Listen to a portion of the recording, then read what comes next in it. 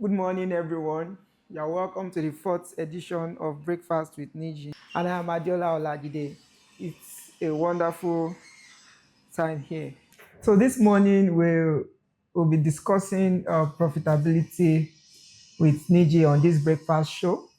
This is a wonderful month, the month of October, a special month in Nigeria as it's our 64th independence as a country. So this Farmer Niji, good morning. Good morning, sir. Yeah, good morning. It's a wonderful time today, being the fourth edition of this show. How do you feel this morning? Well, it's one of those things. All days are the same. Daily you sleep and you wake up. You continue with the struggle and the journey. And since we're a solution provider, we look for different problems we can solve in order to move the process forwards. Wow. As in the 64th independence of our nation, since we achieved the freedom. So can we say we are also free in the world of agriculture? Agriculture, we're not there yet. For Greek, we're not even up to 50%. So we have a arable land, we have all it takes to drive it forward, but we are still a little bit far from the reality. Wow. So today is a unique topic that we are going to be, discussing. Although some people have actually sent questions and which we will be asking, and those on live, you can also prepare your questions as we move ahead in this discussion. Why this topic is so interesting and important is because it covers the different tiers of, the agricultural field. Whether you are a small-scale farmer, a medium-scale farmer, a large-scale farmer. Our discussion today is a process-driven topic because if you are a small-scale farmer, I'm sure you would want to move to becoming a medium or large-scale farmer. And if you are already a medium-scale farmer, you definitely want to be a large-scale farmer. So today we would be discussing how you can actually maximize the profitability in agribusiness, as well as look at the secrets, if there are secrets in scaling up the agribusiness journey, and if there are market challenges that these farmers will face. So this will be our theme for today. So although we have some questions, but I'm going to ask you this: what do you believe is the biggest challenges or the obstacle in actually scaling up farm business in Nigeria, agribusiness in Nigeria, like the most important obstacle that you believe? Well, when you look at agribusiness, people are still practicing it in the olden ways, and which are supposed to be better practiced. So we have to change the way it's being practiced, number one. Then the enabling environment that's supposed to propel the successful of agribusiness is not there. I think you get it. It's not there.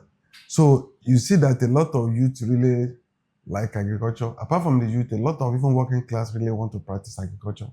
A lot of people in that world really want to come home and practice agriculture. So we still have some limiting factor that is limiting everybody. For even me, I'm a big time player, it's limiting me. When you look at the amount of money I spend on security, because of the insecurity in the country, is a lot. When you look at the amount of money spent on the electricity, just to generate energy on the farm, is a lot. I think you get. So when you look at these different value chain, so that you need to solve before you get to the next level, is a lot. And when you now look at the cost of diesel now, in other country, the diesel for agriculture the price is different from the diesel for commercial businesses. So, but it's not there. When you look at even when you are setting up a processing in the farm or in the rural area, there's nothing like electricity that is supporting you to do. So you have to buy generator, you have to do a bowl, you have to provide security. So you have to do almost everything on your own. So those are the limiting factors that is limiting everybody from practicing agriculture. Then apart from it, the people extorting money along the corridor of from farm to the city, they contributed a lot. Taking 1,000, 2,000, taking 1,000, 2,000 is a lot. And by the time you add it together, for a truck of what you are bringing, that means you spent almost 20,000 naira. All your gain is gone. Nobody's ready to go back to the farm and do the same thing again. So we have a lot of things limiting people going to farming and the youth. So I know you've actually discussed like technical challenges that is actually being faced and that actually limits from security to cost of energy to even, should I use the word, corrupt practices along the value chain Yes, to the value chain. Yes, to the final, yes. final consumer is actually a huge. But do you think there can be technologies to actually, reduce these factors if there are any that we can use to limit these factors? No, it's not about the technology. It's about the system, about the government to just do what they need to do for farmer. Just create an enabling environment. A lot of people want to practice agriculture. You don't give fertilizer, don't give seed, don't give tractor. If I want to buy tractor, make it affordable and available. All those bottlenecks they are putting in the pot, reduce it. I do bring a lot of tractors to the country, SKD to assemble. I can't do that one again. When your goods get to the port, you look as if you are in the prison, that you don't even know when your good is coming out. So there's a lot of bureaucracy along the agricultural corridors that if the government reduce it and remove it, everything will work. Everything will work. So land development, you do it. Then enabling environment, you do it. So if I want to get a tractor, I get it at a good rate. If I want to get a tractor, there's a financial institution that will be able to support me to get a tractor at a good rate. So you can't get money to borrow as a young copper or as a youth who really want to go to farm. You can't get any support from anybody when you look at the number of things they'll be asking you. Even people like us that have been into business for over 30 something. So for banks to come to us as they're supposed to support us willingly, they'll be asking for a number of things that you can't provide. How do you want to drive the economy forward? So it's not possible unless the government change their thinking, put the right people who will drive the agriculture and make sure that it's being driven properly. A lot of people will do it. A lot of people will do it. And there's going to be a lot of surplus. Well, it seems government is at the center of this. No, not really government at the center. So people like us who are still doing it. Most of the profits we are making is actually going to what government is supposed to provide that they're not providing. So it does not really allow us to grow the way we should. That's what I'm telling you. If the government doesn't do anything, people will still do farming, but not as the way the government are expecting us to do it. All the other nations are doing it. So a lot of support are being given to them to make sure that enabling environment is provided. In Nigeria now, if you don't have generator, have borehole on the farm, you can't run. If you don't have security on the farm, you can't run. Then the staffing on the farm is another thing. All the roads are not good. So what are you saying? So getting diesel available is another thing. How do you want to grow agriculture? So food will continue to be expensive except you get it right. Wow. Thank you, Farmer Kola Adeniji. That is a real insight. Okay, let's say a farmer that is actually, is already in business operations and is already, into production. Maybe he or she is a maybe small scale farmer and wants to, scale up to becoming a large scale farmer. Like, what ways do you think this particular farmer can actually, access markets both locally and internationally? Because I believe scaling up, when you want to scale up, you should be able to navigate your market access before scaling up. So what are the strategies that particular farmer can actually use? So for you to have a market access, people use, there's too many roads to market. So, but the first thing you need to do is that the quality of your product must be guaranteed. The quality of your product must be guaranteed. Your product must be tested and trusted. That's number one. That if anybody takes your product, is what you write and is what you do that you get. That's number one. Then the packaging of your products. The packaging of your products must be very attractive and must be good and must be the right packaging that you are using, that you use. So that's the affordability. So your product must not be too expensive. Your product must not be too expensive. Then there's what we call traceability in the product. People must be able to trace your product, how it's being done, how it's being prepared. Very important. So since the traceability is out of it, then the quality of your product is what it tastes as if it's supposed to be. Then the packaging of your product is actually good. The packaging is good and the price is affordable. That means when you put all those four things together, it's a thing that people consume every day. Your market will surely have a road to the market. Before you now say, let me do the social media, let me do all those things to push it forward. The moment all those things are done properly, then you have your share in the market. All right, thank you. So specifically on Niji Group products. So I know all these attributes is actually what Niji Groups actually does with respect to their products. But how do you navigate the international market with Niji products? Well, what we'll do is that I've told you the way we navigate international market is that we go to the market, we look at what the market needs. We look at the existing product in the market. We look at what the existing product in the market. We look at what the existing product in the market like. So we look at what the existing product in the market like. So since we are able to do that, we produce our own product to be able to meet up with it. Let it continue. To be able to meet up with the product. So those are all those things we've been able to do to actually have a market share in the market. And another thing, consistency. So you must be able to produce your product, at least not that people will look for a product today, they won't find it tomorrow. So you must be able to set up everything. People are looking for product every day, but they're looking for good product because people eat every day. Food product is something that should not be too difficult to access market or to sell because it's a thing that we consume every second. So thank you.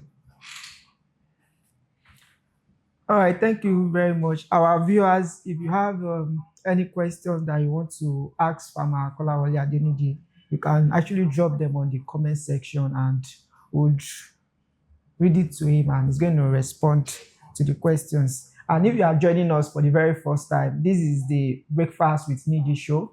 And I'm excited to tell you that this is our 4th edition and we are committed to providing solutions to all your agricultural needs. Thank you. So, Farmer Kola Adeniji, many people actually rely on traditional farming, like traditional farming methods. Like, are there innovative practices that you can recommend to farmers that practice traditional farming because of limited resources that can make them to scale up their production and actually achieve better yield and productivity? Well, if you are still practicing traditional way of farming, that means you are not doing anything. It's like a motion without friction. So for now, for you to practice traditional farming, you can't break even. The reason why those people practice traditional farming is that they don't quantify their cost or their labor into produce. And because they have a large family, and since the family are not engaged in farming, there's something they could do. And they are not farming then as a business. They're just farming as a way of living. But if you say you are doing farming and you want to farm as a business, you must be able to use mechanized farming. You can't use traditional farming. You change your way of thinking, you have to change it. The way of planting, you have to change it. So a lot of things that you have to change if truly you want to get it right in farming. So you cannot practice traditional farming and say you want to be involved in farming. No. Your planting population must be different. So you must have either a planter, you must have a way of plowing, you must have a way of ridging, even collaborate with other people. So instead of you doing almost 1 hectare, you can do almost 20 hectares. So that's it. So you have to have different way of doing things. So very important. Very, very important. All right. Thank you very much for answering that. Okay. Thank you very much for answering that question. If you are okay, we have a question on the screen. Good morning. Can you advise on this? Good morning. Can you advise on how to make maximum profit from my 2 acres pawpaw farm? From Fasasi Bashirudin. Yeah, for pawpaw farming, on 2 acres you can make profit, but you have to irrigate it. So in that case, you keep on having pawpaw almost on a regular basis. One thing is that you don't plant all the 2 acres at once. You do a stagger planting and use a deep irrigation for it. So most of the time you make premium money is during the time that most of the pawpaw that grow naturally on the ground are not really doing well. So that's why your own should actually attract markets. So you know the level you grow when you have a glut, when you have a lot of pawpaw in the market, and you know the off-season of pawpaw. So you can only make good profit during the off-season of pawpaw. So pawpaw is still a good business. But another thing is that you don't just grow pepper. You must actually have done market survey to know the people that need pawpaw so that you can grow and supply them from the farm. Pawpaw is not a thing that you grow and you plug and start putting it on the shelf. Either you have a confined area whereby when you harvest today, people buy it today, you put it, and you do a stagger planting that out of the 2 acres, maybe you are planting like you divide it into almost like 10 different plots, and you plant each of the plots according to each. So throughout the year, you can have pawpaw to harvest. So that's why you can do a pawpaw business and you make it. Okay, we have a farmer that is asking a question right now that for upcoming farmer who doesn't have sufficient capital for irrigation like drip irrigation or sprinkler in dry season, is there any recommended irrigation method they can leverage on? The best thing you can do, which is not too expensive, is the drip irrigation. But if you don't have money for pump or for solar pump or all those things, you can use a watering can. There's a watering can you do, but in that case, as your crop is growing, the weed is growing.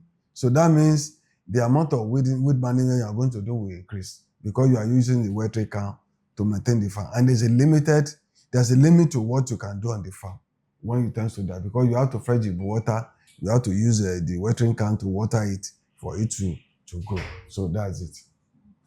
Okay, we have another question.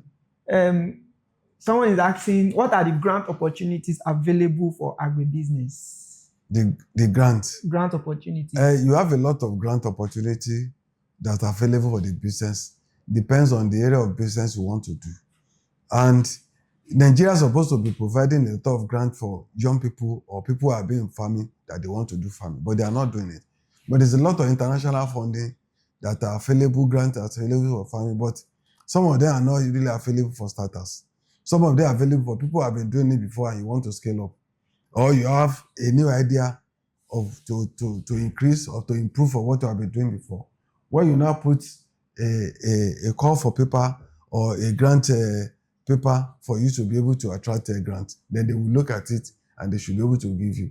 Don't forget that grant is not 100% free. Grant is free and it's not free because you have to justify each of the money you spent. That's why it's not free. You have to spend it on what is meant to be spent on. So very important. So people are looking for grant. At times, when you look for grant to grow, grant can equally put you in problem because when there's no grant again and you depend on grant 100%, so you may not be able to face the reality. So those are all those things. You must have done your farming or your processing to a stage before looking for a grant, either to expand or to do a research on other level that will add value to you. So but I don't advise you that when you are just growing up, what you need to be doing is to be looking for grants. So you must have started doing something first. Know that you can build on it. So when they give you the grant will scale it up. So that's it. All right, thank you very much for that response. We have a question. Someone is saying, while it is interesting to engage in post-harvest phase of agribusiness, it seems the entry cost is high.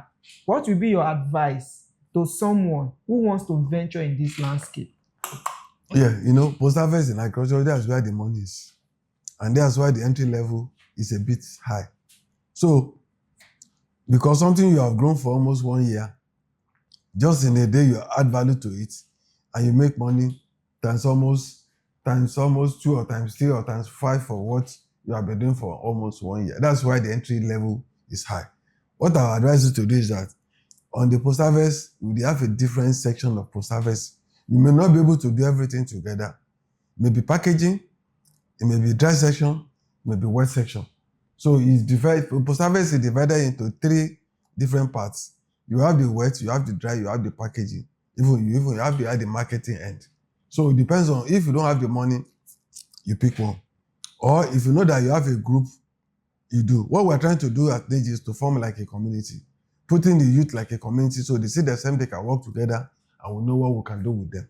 So if you are interested in the area of a post-harvest and you know the post-harvest you want to do, you can reach out to us. If you form like a community of young people who know exactly, have the same mindset and they want to do the same thing, you can reach out to us. We look at the area of post-harvest and we look at where we can partner together, the area we can support.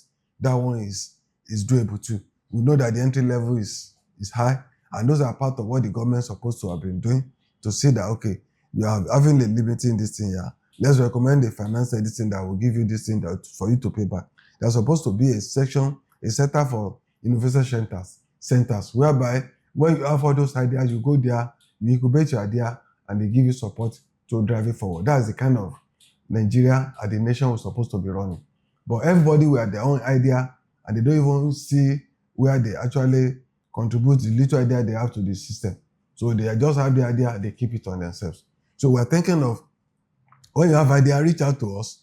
We help you form a community of the group of people like you have the same idea, and you can share idea together, you can drive it. And any little thing, we can partner with you. We're not supporting, we're in business, we partner with you to say we'll take it to the next level. So you can reach out to us on our email address. Okay, someone is asking, how do they get finance? How do they approach finance for machineries? How do we approach machinery financing?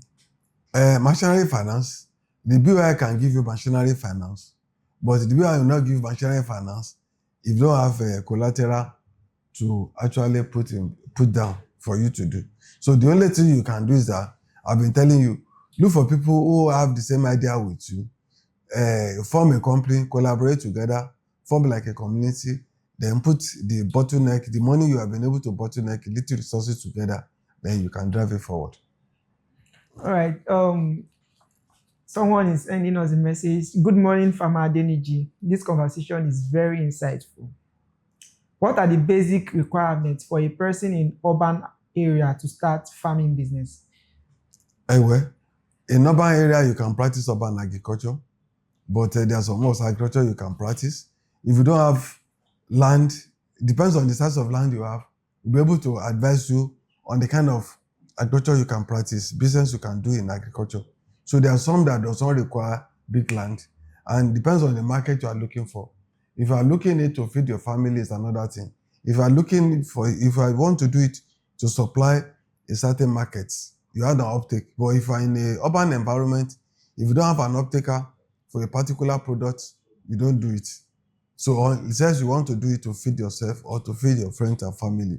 But if you live in an estate, like the estate people need to put the resources together to form an area within the estate whereby they can grow some of the vegetables and everything that the estate needs. So they can just have like estate farm centers. So they just leave a particular, most of the people developing modern estate now, they can live in a sort of area. As they are living in the playing ground, they leave some area for farming activities. So whereby they can grow their vegetables and they can trace what they eat, and it could actually generate employment for people within the estate. They just leave some acre of land to say, okay, this is for agriculture. We are not going to sell this one, because the money they are going to make from it, if they not manage it well, is more than even the money they are going to make from building a structure. So this, and they know that most of the thing that the estate eat, they actually get it fresh and direct from there. That's part of what urban agriculture can do. So most of the people planning the real estate, they should now put a corner, as they are putting the one for swimming pool, the one for playing ground, you should put the one for garden, farming within the estate. And they have some people who are interested in estate farming for them. And it's a good business for them. That's a market entry for them. It's a good business. Yeah. The same thing that university can be doing. They have a lot of land. They have the colleges of agri. They have a student for agri. But they are not growing what they are eating. So universities are not supposed to even be going outside to go and buy anything. All their lands are there, they are not using it for anything. So they have the students, they are not using them for anything. So if they practice what is meant to practice, per capita income of even the student will go up. So those are all those things that we're supposed to be thinking by for now. Not having the land within the university level, colleges of agri, and nothing is doing, and the student will not be roaming around, doing nothing. And where they can make money from the farm and they can actually be the one buying instead of sending the money to the market. All right, thank you, sir. We have a question from Farmer Alade. Farmer Alade says he's a cassava farmer. Good morning, sir. My name is Alade. I'm a farmer and I plant cassava. I started my farm early this year. Please, I would like to ask, what is the use of drone sprayer for weed control and fertilizer applications? What is the use of drone sprayers for weed control? Well, we can use a drone is such a one of the implements you use or one of the equipment you use on the farm to help you mechanize your farm. So you can use a drone to spray fertilizer, and you can use a drone to spray some herbicides. So, but it depends on the herbicide you can use it for. You can use it for pre, you can't use it for post. That's another thing. Then for fertilizer, depends on the area. Most of the cassava farm does not really require fertilizer if they want to tell you the truth. If you prepare your land well and you manage your land well, so you don't need fertilizer. I've been using a particular land for more than almost 12, 15 years. I've not used any fertilizer and I'm still getting the good heat. So there's some things you don't need fertilizer for. It's not all the product that need fertilizer if your land is viable. So that's it. All right. Someone says, is this okay? Follow-up question. A follow-up question. Is this method of farming allowed in Nigeria, and can the drone sprayer be allowed to be imported to the country for large-scale farming? It's allowed in Nigeria, but it's a pity that most of the people that the regulatory agencies in Nigeria, they don't seem to know most of these agricultural implements.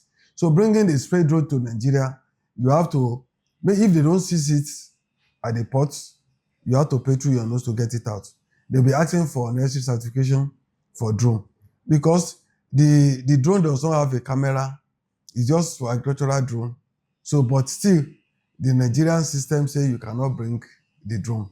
So it's not difficult for you to say you want to bring drone for Nigeria to spray, unless you have to get some papers, some certifications, or a lot of all those things you have to do for just agricultural drone. I think that's the area the government is supposed to come into, come and help. If truly they want us to drive this agribusiness forward, they should be able to put the people who knows about each of the units on the port to say, okay, this agricultural drone, okay, let it go. This the normal drone, don't let it go. I think those are the things that we're supposed to put in place. If you bring agricultural drones to the country now, you may not get it out of the port. So that's it. So I don't advise you to bring it on there unless there's a law or there's a system that actually create it. And I've been talking to the government that, see, if truly we believe that agriculture is the way for us to grow, create a separate pot for agricultural produce. So maybe that one will solve a lot of problems. Create a separate pot for agricultural produce. So when the pot, you have a lot of pots and people are just mixing things together. But if you believe that we have land, we have vegetation, we have everything, and we really want the country to grow, since the earth cannot grow us, then create a separate pot for agri-produce. Anything that is agriculture will be coming, it should come to that pot. And you verify the agricultural pot and everything, then they clear them under 24 hours. I can't bring a tractor, at times my tractor stay up to almost 2 months at the port. Look at the damages and everything for people who don't even know what to do at a particular time. And they keep your tractor there because they are not losing anything. So because they work for government and they believe that they can deal with you for not letting it out. So they are not helping the system, and we need to tell ourselves the truth. So government should create a separate pot for agricultural produce. If it's a dry pot or a pot or sea pot, when anything is coming for agri, let it go to this pot. I think that one will solve the problem. All the drone can be coming to that pot too. So that's it. All right, so we have another question. I want to scale my cassava farm to 500 plots, but my challenge is how to prepare the land for planting and how I can integrate machinery to clear and plant. What can this machine, where can this machine be hired? My farm is in Port Harcourt. Well, that's that's part of what we're saying. So for you having 500 plus, you don't need to buy a machine. You don't need to buy any machines. You're supposed to have some service provider that are there. So that when you just tell them that you have 500 plot of this, they recommend the kind of land clearing equipment you can use, because the land clearing equipment you use in Port Harcourt is different from the one you use in Niger or use in Sokoto or use in this. So because they don't fail the environment, then depend on the vegetation and the kind of land and the kind of crops you want. Since you want to do cassava, so we advise you to look for the land clearing equipment within the area. But the cost of moving the land clearing equipment to the farm already is more than even the cost you are going to pay. That's where we are failing. So the agrarian environment should be created whereby people should not be having farm in different area.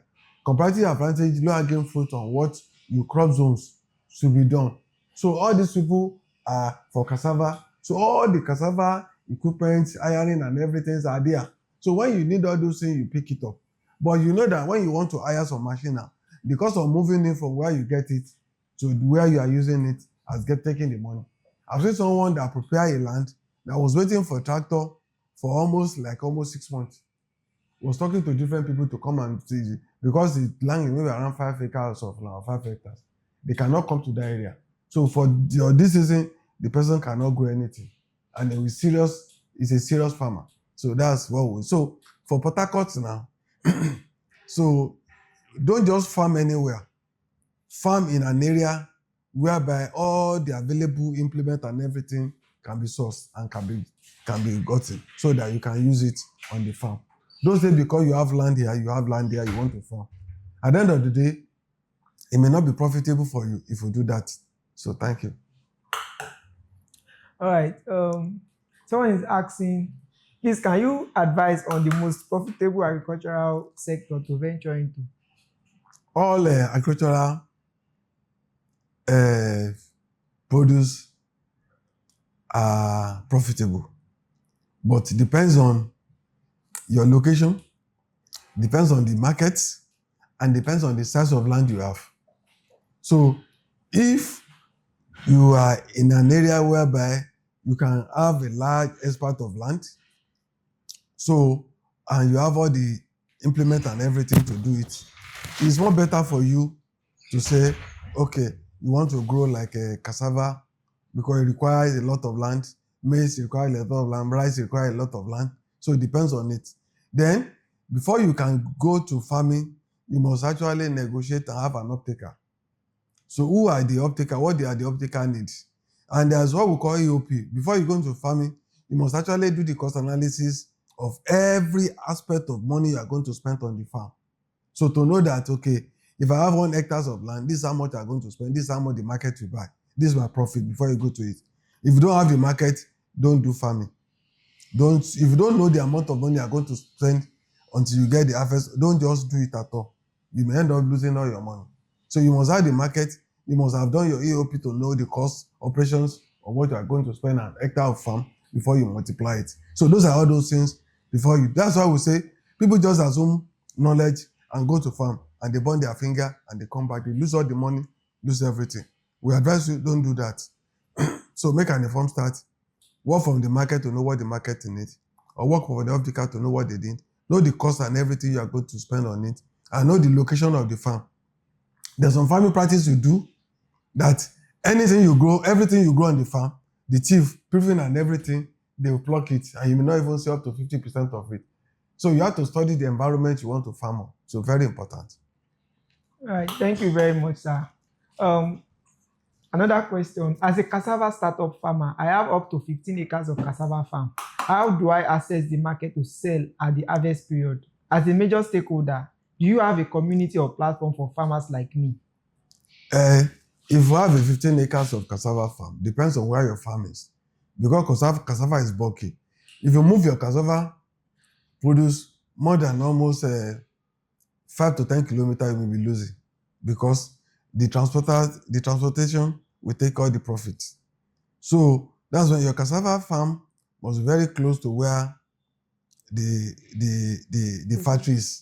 Very important, because for cassava you either make 75% waste or even 80% waste. So what you need in cassava is when you harvest 100%, is only 20% that are viable, that are food, or just 25%.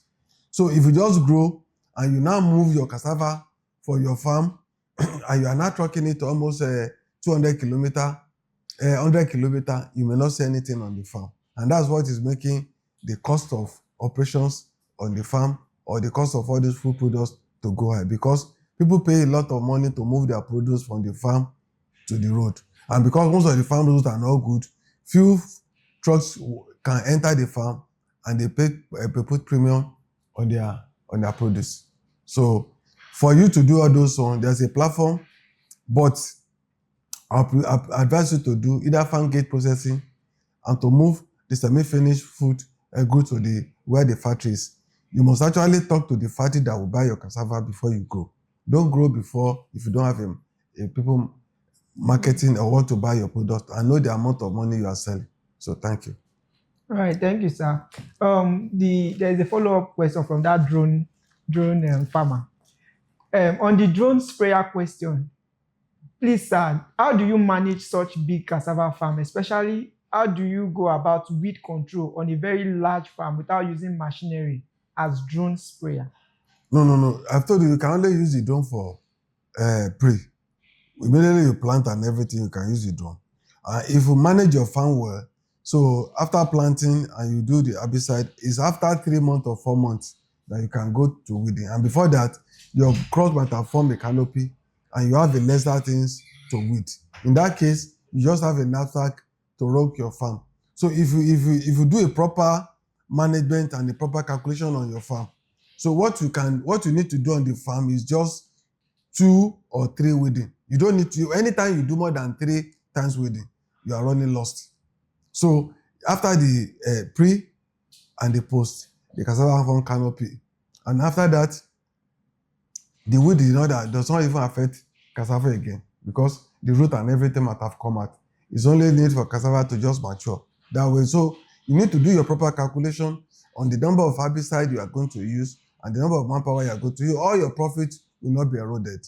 So for a proper cassava farm, you only need 2 or 3 times weeding, and that's all you harvest. So you use drones for the pre, then you can use knapsack to rogue for the post. So and that's all. So for what we do on the farm is that we train people on service provider, we train different people on each of the aspects. The people planting, they are different from the people that are doing the weeding, they are different. The people that are doing the harvesting, they are different. The people that prepare the land, they are different. So we separate them into different sections. That's what we are doing to manage the farm. So the people that weed, that's what they do from January to December, weeding along the line. So that's it. All right. We have a question from Chioma. Chioma. Okay, sir, I see you have a lot of awards behind you. So I know you are highly accomplished in your career. Would you consider writing a sort of textbook later in life purely on cassava farming only, from start to finish? Something we can buy and keep and always refer to. So yes, we are working on that, in putting some of our experiences and everything on the book. That's why we set up a Niji Agro Sustainable Agriculture that will train people on the practical aspect of farming. The theory is just like 10%. The practical is just like 100%, because that's what we need. Because we believe that you don't learn how to read the bicycle how to ride the bicycle by reading the book. So farming should be done on the farm, not in the classroom. All right. Someone is asking, please kindly advise. I am intending to start up a 2,000 layers capacity farm. I think this is poultry. Okay, that's a poultry. The 2,000 capacity farm is good, but you have to think of location. I've told you, if your raw material is far from it, the cost of transportation from where you buy the raw material to it is different. So I think what we are working towards is to have a poultry estate. So if you have a poultry estate, all the poultry farmer and everything have in this. But if you have your pen already, Layer is good, but you have to be particular about the kind of feed you give them, because feed for layer is very, very important, and that's what determines the profitability on them. And when you go into layer, do you have the market for the layer, or you want to harvest the egg and not be putting it across? That's another thing. You must have a market for the egg so that you don't have the glut when the egg comes out. So that either your location where you are staying will actually absorb all the egg and all sorts of things. So it's very important. So that's it. All right.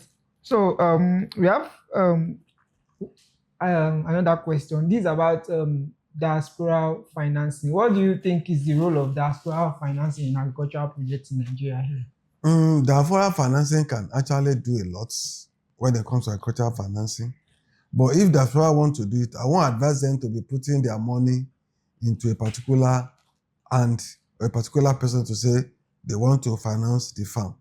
The diaspora should actually group themselves as a group, as a community. They now work with a group of people here or organization here that can say, for the community, you have almost 1,000 hectares of farm, and these are the things we want to grow on the farm. As a result, these are the money we want to invest on it. And at the end of the day, this is where we want to sell it to. So for the diaspora, the buyer must be able to guarantee them that if you do X amount of this thing, I will buy. If you spend any amount of money, I will buy.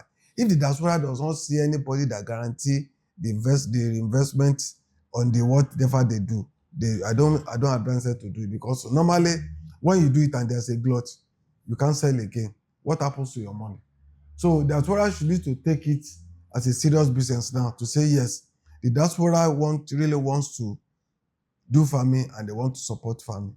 Not just supporting individual farming. I've seen a lot of diaspora that put the money, millions on individual farming. And some of the diaspora too, they believe that they are smart and they burn their fingers.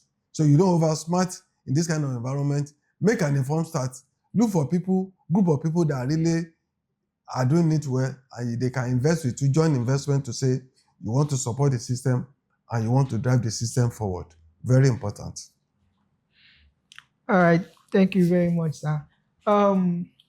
Post-harvest losses in Nigeria is actually a thing, like it's a big thing in Nigeria here, because in fact we lose more than 40% of what we produce.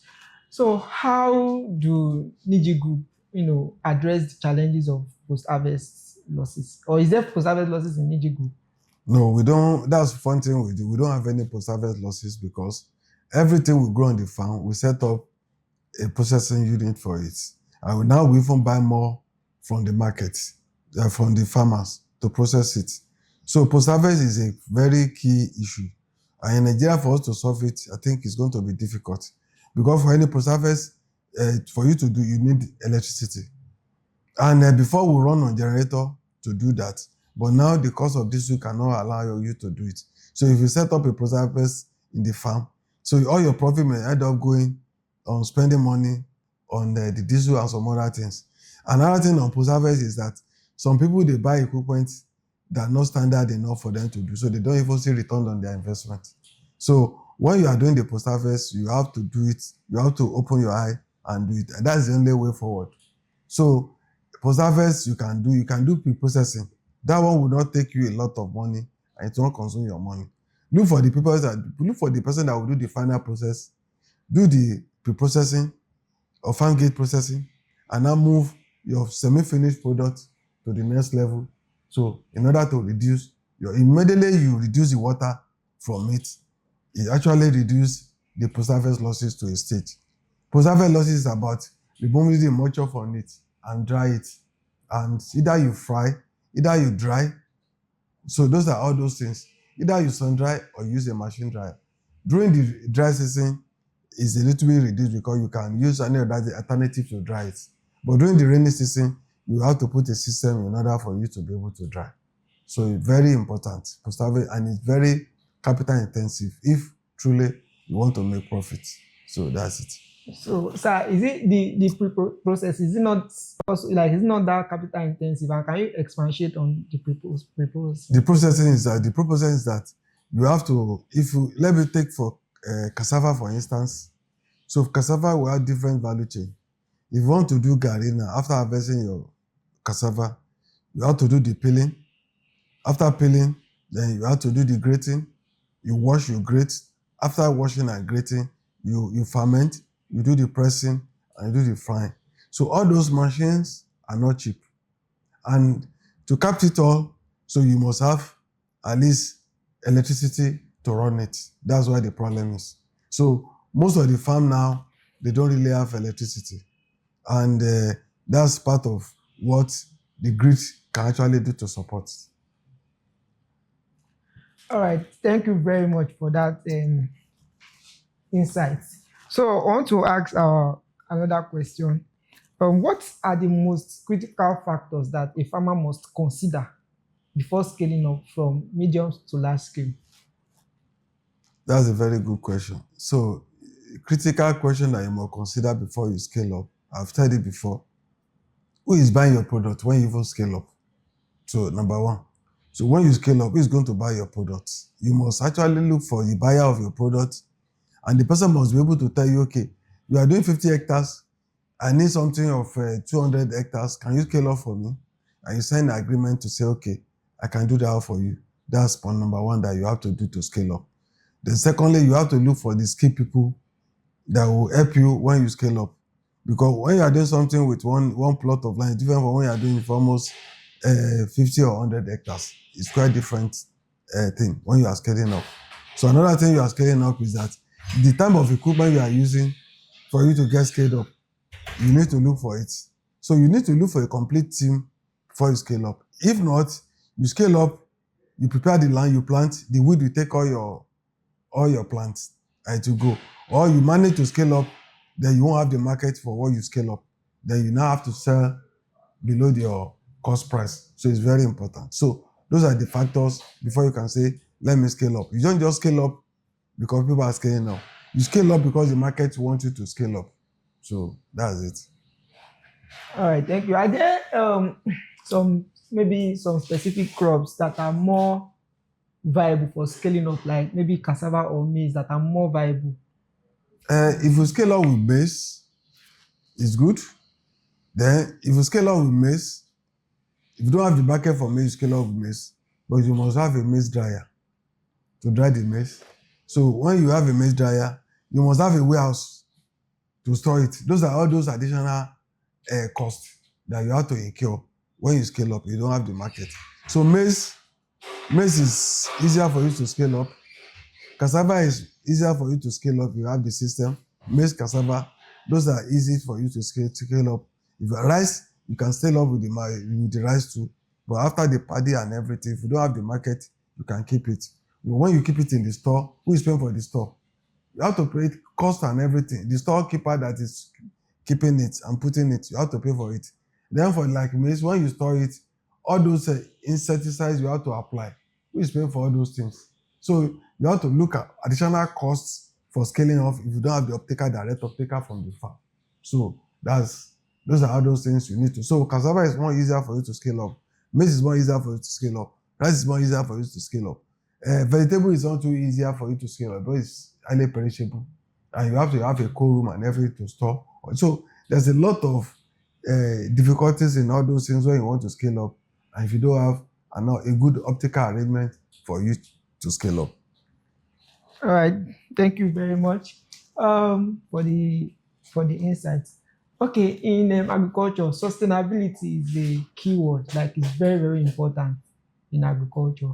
So how can a farmer balance sustainability with profitability? Yes.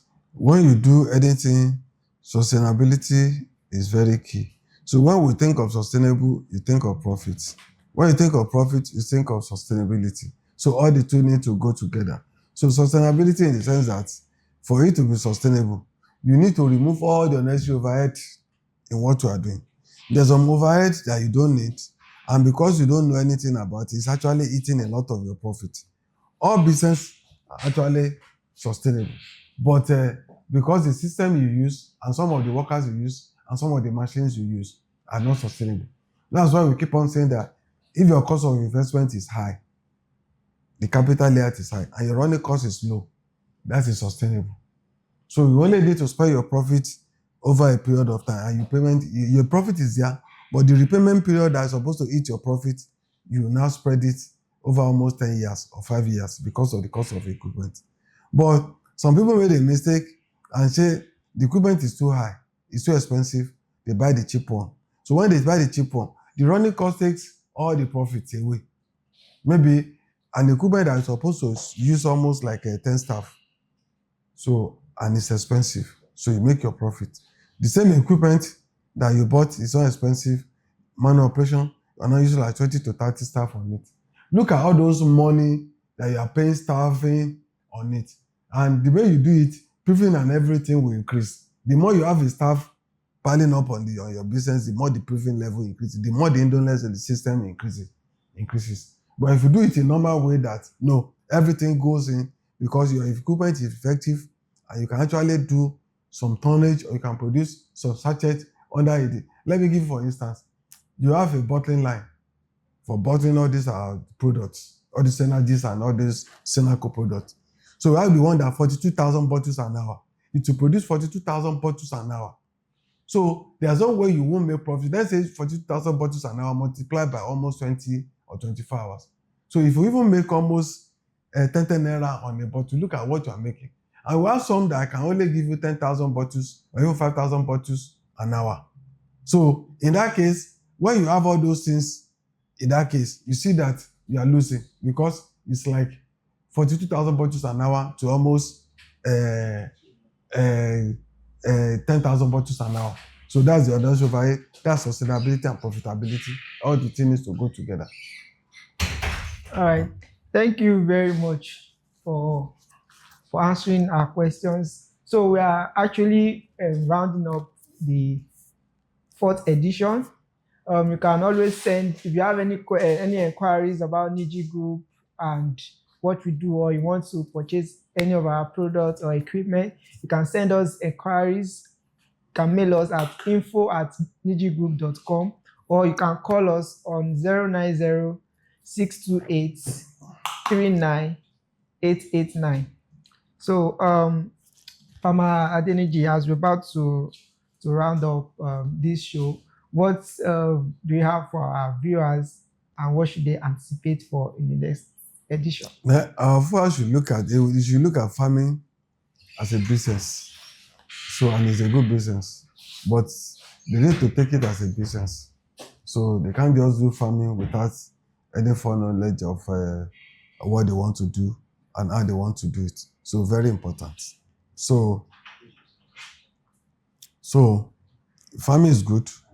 More people should come into farming, and more people we need to grow what we eat, and we need to actually do farming as a business. So thank you. All right. Thank you very much for joining us on. Okay. Thank you for joining us on Breakfast with Niji. And you can follow us on our social media pages where we'll be sharing our upcoming trainings with you. I remain Adiola Olajide. Thank you for having us. Yeah, thank you. So for anybody that wants to join the NISA training, you should contact us. So we have different type of training that is going on. So Niji Sustainable Agriculture, we train you on all the value chain, depends on what you want to do. And our online training is actually coming up. But what we're doing practically now is a real training. So thank you.